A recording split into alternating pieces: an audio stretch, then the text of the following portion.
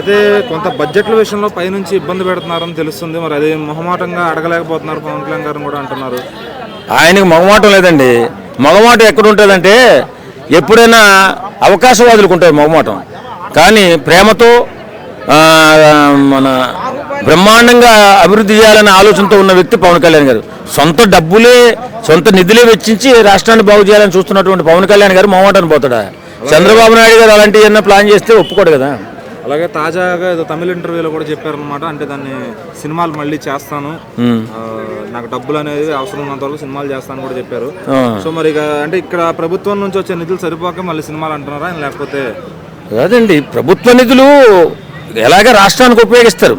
కానీ ఈయన సొంతంగా ఈయన సొంతంగా కష్టపడిన డబ్బులు ఖచ్చితంగా కొన్ని నిధులు రాకపోవచ్చు. వాళ్ళకి సహాయం చేయాలి. ఇప్పుడు మొన్న అంతకుముందు కౌలు రైతులు ఆత్మహత్యలు చేసుకున్న వాళ్ళు కానీ, అకారణంగా చచ్చిపోయిన వాళ్ళకి కానీ కొంతమందికి ₹1,00,000 ఇచ్చాడు కదా.